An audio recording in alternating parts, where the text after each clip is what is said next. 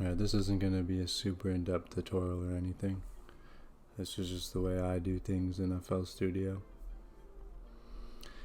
And I remember when I first got FLStudio, I could not figure out how to get sounds into this bad boy. So once you've watched a video on how to download sounds, like if you want fucking Nile Waves sounds, because he makes beats for Lil Baby, you could look up on Reddit Nile Waves drum kit and boom, download it. Once you have it downloaded, you're gonna want to copy the sounds you downloaded. Like, these are all the sounds I have downloaded. Copy whatever sounds, and then you're gonna want to go to applications, find FLStudio, tap it with 2 fingers, show package contents, go to resources, go to FL, go to data, and go to patches, and then packs. You'll see packs somewhere in here, and this packs folder is the one in FLStudio. So you have your sounds copied, just paste them in here, and then restart FLStudio, and all of your sounds will be right here in this sound bank, or whatever the fuck you call it.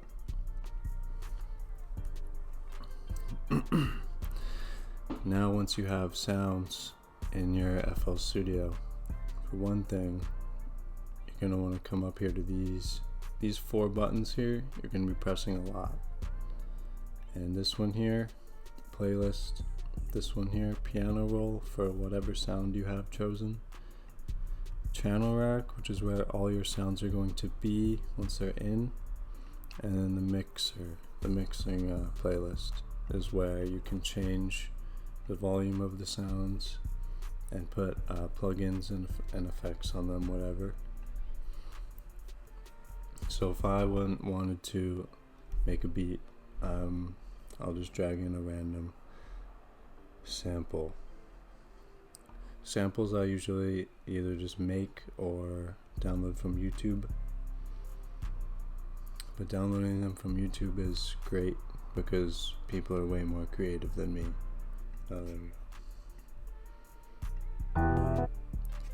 Take that one.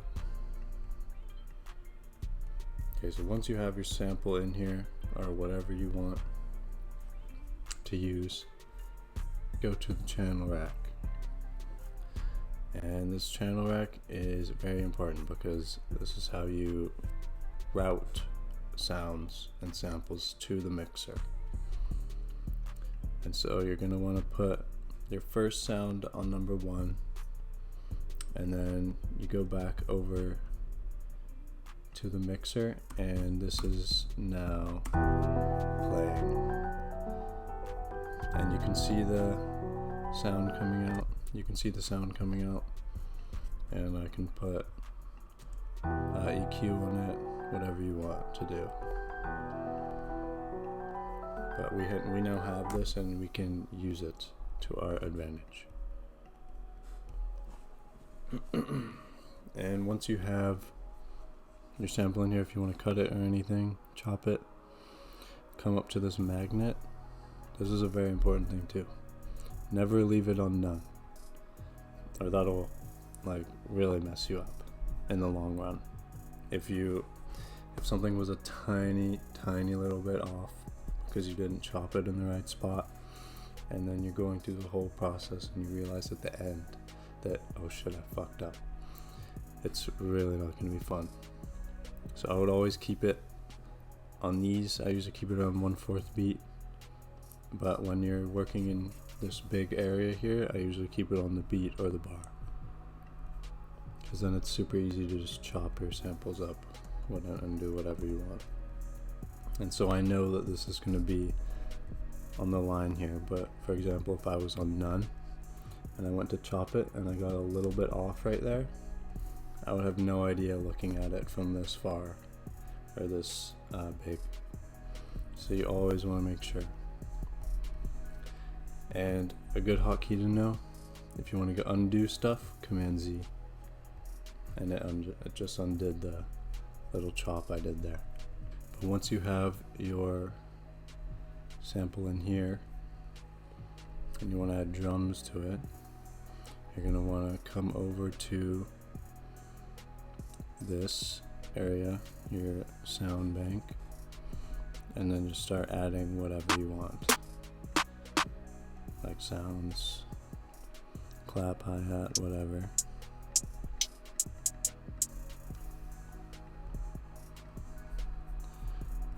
Let's go for the classic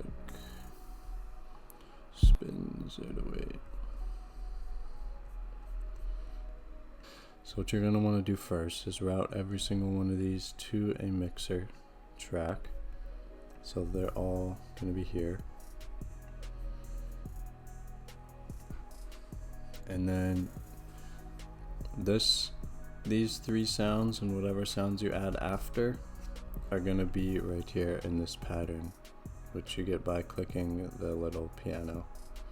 So you want to drag that in, make sure it's at the end, right at the beginning.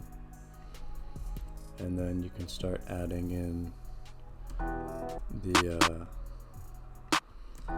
like add in your patterns and whatnot that you want to use. I'll just do a super simple. And then if you want to duplicate things easily, you can come up here, make sure it's on beat or bar, and just drag it along while holding command, and then press command B, and that duplicates it over to the next one. And so now you see we have 8 bars of claps, and they're also coming through the mixer because we routed it there. And so I'm just going to go and add hi-hats. So for hi-hats, if you just want to do 2-step, which I'll do, just keep it simple. Half beat, and then go to the paintbrush, go to the note, and then you just paint the notes. Super easy.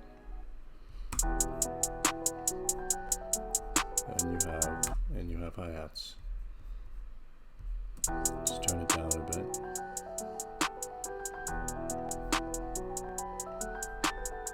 So now you can see we have hi-hats in there.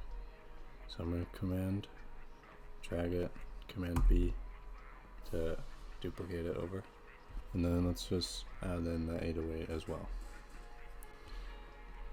And if you want your 808 to sound better, like it's not destroying your speakers or clipping, you want to always have on a soft clipper. Every time, no matter what. If you're making a beat that's going to be super hard with like booming 808s, which is what you want.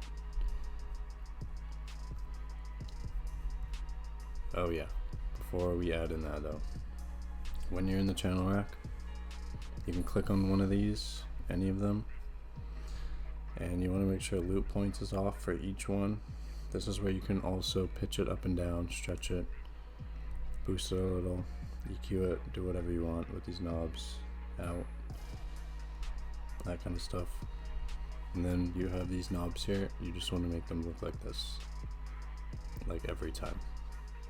Especially on the 808, because what that does is when a new note plays and the old note is still playing, you don't want them to go into each other, like mix notes or whatever. So when a new note starts playing, the old note is instantly gonna get cut off and there'll be no sound coming from it.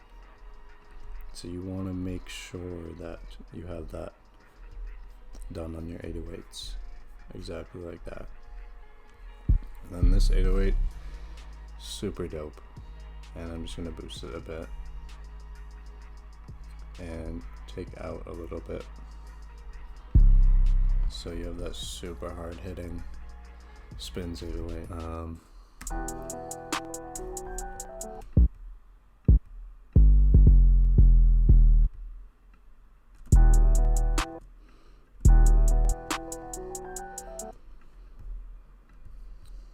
Chop that there, get rid of that. Now make sure this is on.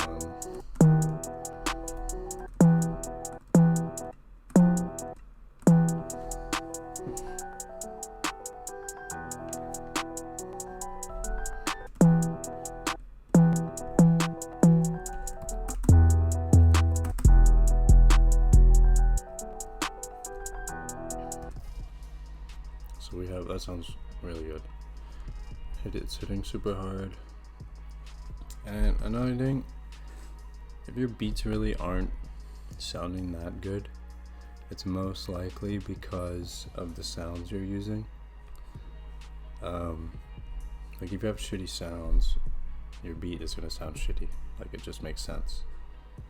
But I still would never go out and buy a drum kit from somebody selling it, because producers that sell drum kits nowadays, they're just trying to make money, and like they could sell you good sounds, whatever, yeah, but you can find them elsewhere for free if you look.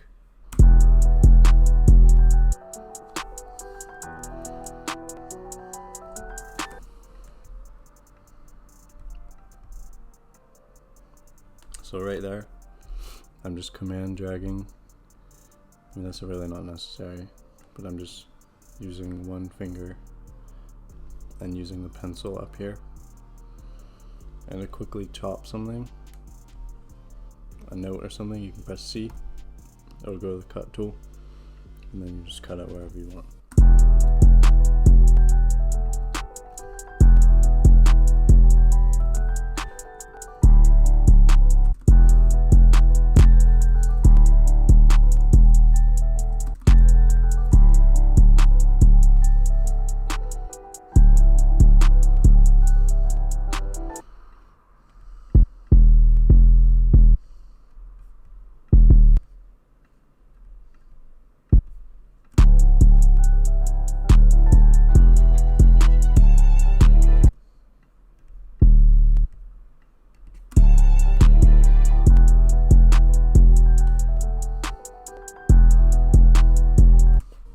Now this beat is super simple. I mean, it sounds nice just because everything is in key and it works, but if this was the first beat I ever made, I would be so happy, because this is like first beat I ever made was fucking trash. And so you have all your sounds. Once you have all the sounds that you want to use and you don't want to add anymore, you come over to this right here and you double tap it and go split by channel. And what this does, it just separates all the sounds from each other, from being in one pattern to being in however many patterns that you have. That didn't really make sense. It just separates them into separate patterns. And so you can take out the clap here and take out the snare there, or whatever, like exactly like this.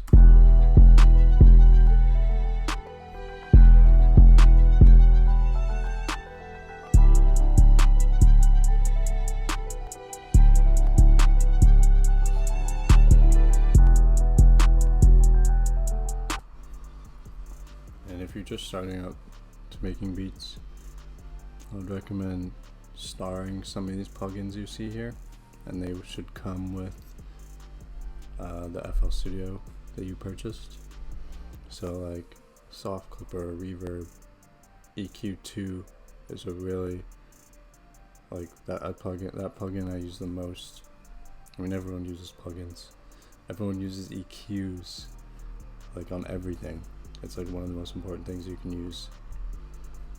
Basically, it's just changing around frequencies that you don't want to hear, and you can take them out, whatever.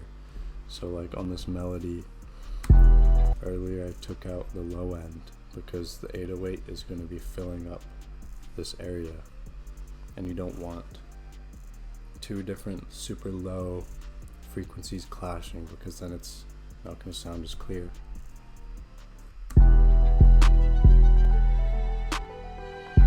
See, like the 808 is residing in this area down here, and so if I took the low end and put it back in with the melody.